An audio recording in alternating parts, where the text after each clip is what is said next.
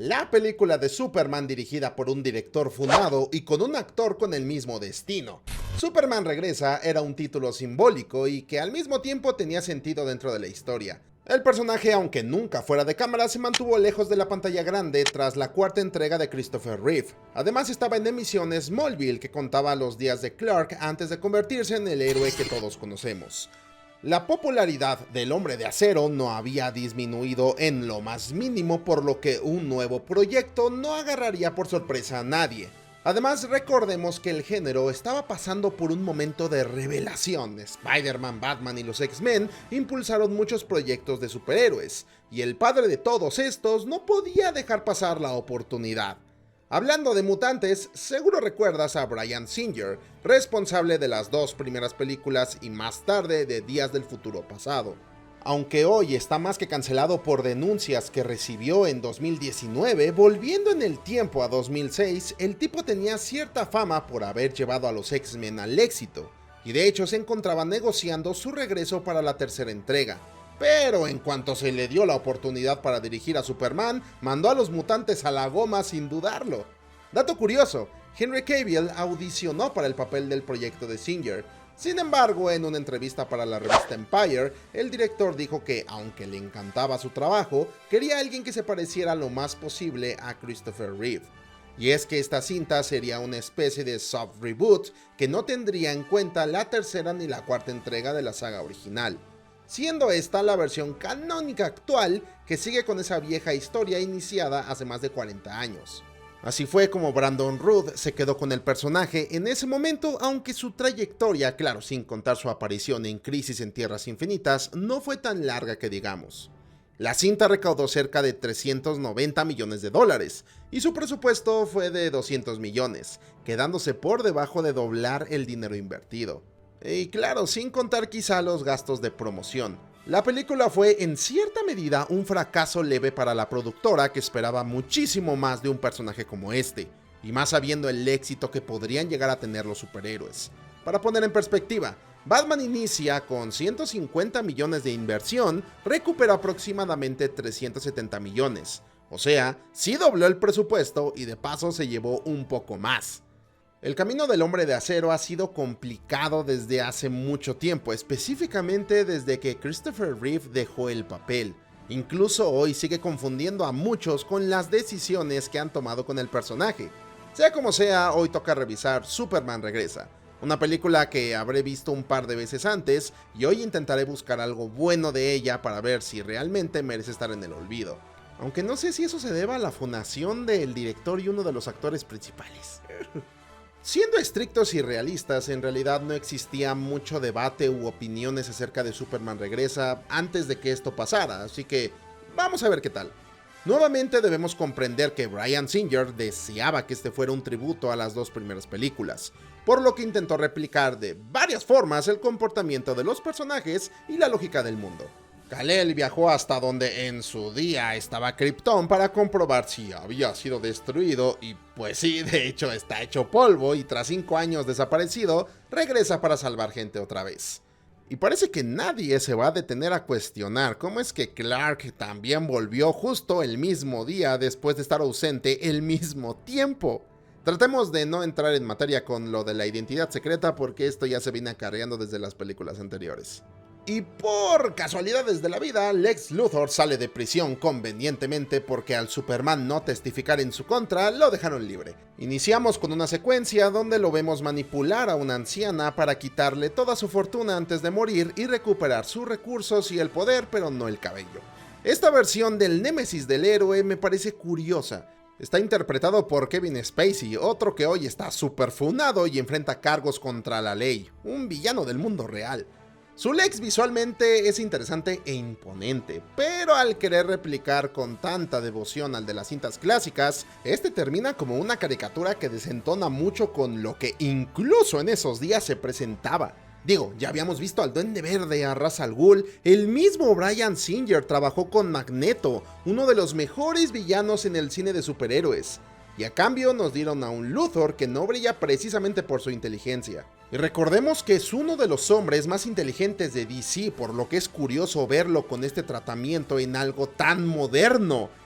Quizá, no sé, que nos lo presentaran con su icónica armadura habría sido refrescante, pero ni eso. Parece que tendremos que conformarnos con las versiones animadas para adaptaciones de este sujeto. Vaya, incluso comparándolo con un contemporáneo suyo, el de Smallville era más cruel e imponente. Fingió el embarazo de su esposa para amarrarla en un matrimonio sin futuro, asesinó a su padre y luego logra manipular a quien se le proponga con tal de conseguir lo que necesita. En cambio, el de esta película tiene esbirros porque sí, quiere crear un nuevo país para cobrar por tierras nuevas porque sí, como si alguien quisiera vivir en ese pedazo de roca, y de pronto todo el mundo lo va a obedecer pues porque sí. No le termino de agarrar el sentido a este sujeto. Y saben, creo que justo eso fue lo que me dolió de esta película.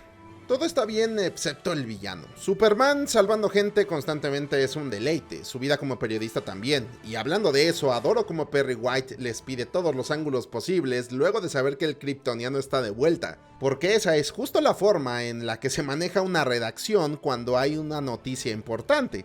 Independientemente de eso. El de aquí es un héroe consolidado, por lo que la historia que vemos es más un capítulo de su vida en vez de algo relevante. Bueno, sí hay algo, pero para eso debo hablar de la historia de Luisa. Lo siento, pero no puedo decirle Lois, porque si no pienso en la de Malcolm el de en medio. Esta, al darse cuenta de que Superman no volvió, siguió con su vida, se casó con Cíclope y tuvieron un hijo. Obviamente esto no le sienta bien a Clark, pero ni modo, toca adaptarse. Curiosamente, la nueva pareja de Luisa no es molesto ni incómodo, de hecho, ayuda en todo lo que puede y tiene una escena que me da mucha ansiedad. Verlo con su esposa e hijo en brazos desesperado mientras se ahogan y no puede hacer nada me genera mucha impotencia. Pero como nuestro héroe tiene al guión de su lado, la trama da un giro extraño e innecesario en todos los sentidos que no aportan nada. El pequeño se presenta con asma, pero después resulta ser el hijo de Superman. Este cambio es totalmente inútil porque, si lo pensamos bien, no cambia nada. Luisa se queda con su esposo engañándolo sobre que él es el verdadero padre, Clark sigue salvando gente, Lex termina en una isla desolado y ya está. Para lo bien que es presentado el tipo, creo que no merecía este tipo de final, por lo menos díganle la verdad. Este sujeto lo acercas a una película de superhéroes y nada más hay que ver cómo lo están cuqueando al pobre vato. Ahora que lo pienso, me plantearon en un directo una inconsistencia que no había pensado. Clark se fue por 5 años y no conocía a su hijo. Eso quiere decir que Luisa logró convencer al otro sujeto que el niño era suyo en solo unos meses. A menos que saliera con ambos al mismo tiempo, pero es que Clark parece no saber que existe, no estaba en su radar. Es extraño que de pronto apareció, embarazó a Lois, luego lo engañaron para hacerle creer que el hijo era suyo. Hermano, no tiene sentido para nada.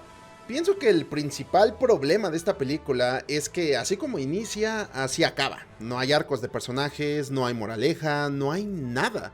Si acaso la ciudad termina más destruida al final y eso es todo.